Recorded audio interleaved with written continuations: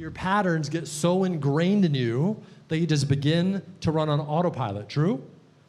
And so a lot of times that's a good thing, right? Because our conscious mind can only focus on so much stuff. So that's a good feature of the human machine, right? The brain.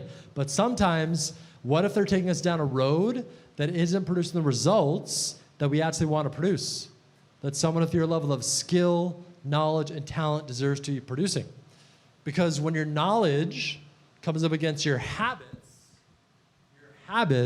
they always win, always. So today, do I have your permission to take you to the end of your comfort zone, even if at times it feels a bit uncomfortable? Yes? Yes. All right, have a seat, you sexy billionaires. Now, here's what we're gonna do. I have a sheet for you too, and everybody have paper? I think Kyle got some extra notebooks too.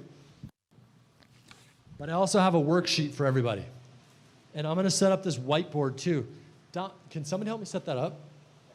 Thank you. Yeah, can you pass that out? Cool. Now, what I've found working with the best of the best over the last 10 years now is there's 3 major pillars to creating extraordinary results in all areas of your life. Who wants to know what they are? Say yes. Yes. Oh, come on, say yes. Yes. All right, cool. Now, here, write this down. SAM, S-A-M, S-A-M.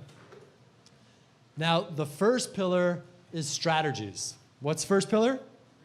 Strategies. So this is your business plan, your diet plan, your money-making plan, your plan of action. So how well are you actually implementing your plan? And by the way, do you even have a plan in place? Because a lot of times people are flying blind. When I coach my clients, we get really crystal clear on their tracking. Because it's otherwise, and some things are hard to quantify, right? Obviously, I want to make $1 million or double my business or increase my sales. Like, yeah, those are numbers. We could track it. And even then, not everybody tracks it. But then other things are like, hey, Naeem, I want to be more confident. Or hey, Naeem, I want to be in a relationship. I want to be in love. Or I want to have more passion in my life. Or I want to be a better speaker, right? So some of those things are a little less quantifiable. But the cool thing is you could quantify them. Right? We just got to get really clear on what those things look like, because otherwise it's like if we jump on a plane and we're trying to fly to Rincon where I live without any little, on the cockpit, those little, the coordinates, it's like flying blind.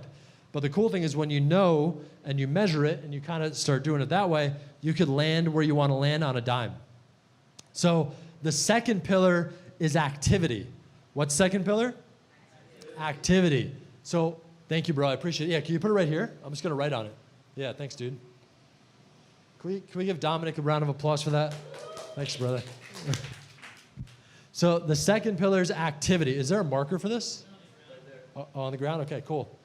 Thanks, bro. So how well are you actually executing your strategies? So how many, every day, if you know your strategy, it's how many calls are you making, how many are you going to the gym, right? What's the target? If it's for our body, for our business, for a relationship, how many times a week do you take your partner on a date or not? Some people don't, right? So you got to start measuring. What you measure gets managed. If you don't measure it, it's not going to get managed, right? Now the third pillar is the most important one, though. So the first one is strategies. The second one is, maybe we should have it straight, no? So they could see it. Can you guys see it if it's like this? Yeah? Okay. The second one is activity. And then the third one, it starts with an M. Can anyone guess what the third one is? What do you think? Measurement, almost. I like that for sure. But what would you say? Momentum. That's a great one too. What's your name? Anna. Cool. That's a good one. What'd you say, Alexa? Metric. That's cool. That's like what Yan Yan said, measurement. But the third pillar is mindset. Because 80%, I think it's more, but 80%, 90% of your success in your business and your life, it's your mindset. I played basketball in high school and college. If I'd had the mindset I have now when I was playing in college, I know it sounds silly, but I would have tried to make the NBA. I don't know if I would have, but I would have tried. But in college, I was like, oh, I can't do it. It's too hard. But just the experience of trying would have been cool. But in my college mindset was like, oh, it's too hard. Nobody's going to make it. Everybody's trying. I'll never do it. Right? Or people tell me it's impossible, you're not going to make it. So I was like, fuck it, right? By the way, anybody cool if I use curses sometimes? And I say that just to, cool. I just say it to cut through the noise sometimes, right? But if you do get offended, I could stop. Just raise your hand, all right? But I don't say it to be offensive. I say it to kind of cut through. A lot of life is BS and fluff and stories.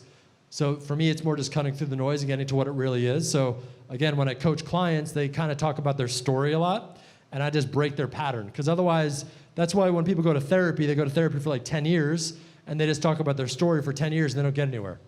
Versus like, let's cut through that crap real quick, and let's focus on what we want, where we want to go. Because if you focus on where you don't want to go and the problem, what are you going to have more of? The problem, right?